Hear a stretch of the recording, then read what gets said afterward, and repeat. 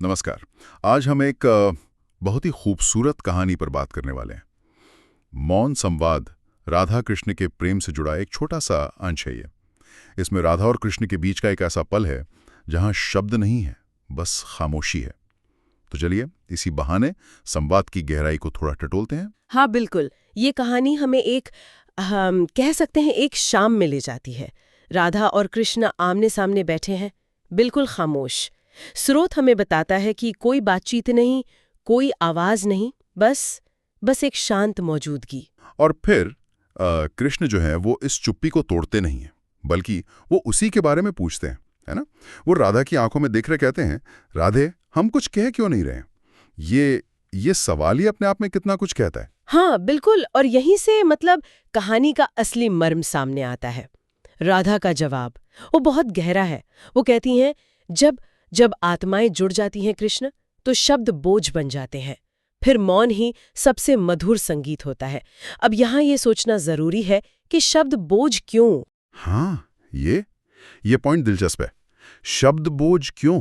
क्या इसलिए कि वो अ, भावनाओं को पूरी तरह पकड़ नहीं पाते, या कुछ और? शायद दोनों ही बातें। हो सकता है कि उस स्तर के जुड़ाव में शब्दों की जरूरत ही ना महसूस हो, या ये भी कि शब्द उस अनुभव को, उस गहराई को सीमित कर दें। हाँ। राधा के लिए शायद बोलना उस सहज बिना शब्दों वाले संवाद में एक रुकावट डालने जैसा होता। तो ये जो आत्माओं का जुड़ना है, स्रोत इसके बारे में कुछ और बताता है? ये कैसा अनुभव है? देखिए, स्रोत सीधे सीधे व्याख्या तो नहीं करता, पर कहानी का भाव यही है कि ये एक ऐसा कनेक्शन है जहां एहसास बिना बोले ही पहुंच जाते हैं एक दूसरे तक, जैसे टेलीपैथी जैसा कुछ। पर उससे भी गहरा शायद। तो उनका मौन खाली नहीं था, वो भरा हुआ था संवाद से, बस शब्द नहीं थे। और कृष्ण की प्रतिक्रिया, वो क्या कहते हैं? हाँ, वो भी कमाल है। वो इस बात को काटते नहीं हैं, वो मुस्कुराते हैं और कहते हैं, फिर चलो इस मौन को ही प्रेम का नाम दे देते हैं। वाह, उन्होंने उस खामोशी को ही मान्यता दे दी, उसे एक पहचान दी, प्रेम की। बिल्कुल सही। ये सिर्फ मान लेना नहीं है, ये उस मौन संवाद को महत्व देना है। जैसे कहना हो कि हाँ, प्रेम ऐसे भी होता है, सिर्फ बातों से या कामों से नहीं, बल्कि बस साथ होने से, उस शांत जुड़ाव से भी। उन्होंने उस चुप्पी को ही प्रेम कह दिया। ये बड़ी बात है। तो क्या ये माना जाए कि इस तरह का संवाद, इतना गहरा मौन संवाद, ये सिर्फ राधा कृष्ण जैसे दिव्य प्रेम में ही मुमकिन है, या हम इसे अपने रोजमर्रा के रिश्तों में भी कहीं देख सकते हैं?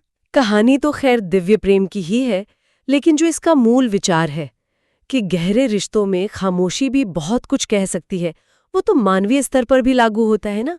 सोचिए ना, जो बहुत पुराने साथी होते हैं या गहरे दोस्त या परिवार के लोग कई बार बिना कुछ कहे ही एक दूसरे का मूड समझ जाते हैं या जरूरत भांप लेते हैं। हाँ, ये तो है।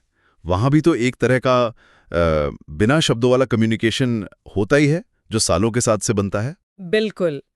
साझा अनुभव, गहरी समझ, नॉन वर्बल इशारे, ये सब मिलकर एक किस्म का मौन संवाद बनाते हैं।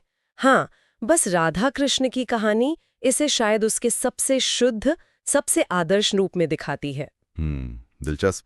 तो कहानी का निचोड़ ये हुआ कि संवाद के कई रंग हैं, और कभी-कभी सबसे गहरा रंग वो होता है जहां शब्द फीके पड़ जाएं, जहां एहसास इतने सीधे पहुंचते हों कि भाषा की जरूरत ही ना रहे। हाँ, स्रोत यही बता रहा है कि मौन सिर्फ आवाज का न होना नहीं है, वो खुद में एक भाषा हो सकता है, खासकर जब रिश्ते बहुत गहरे हों।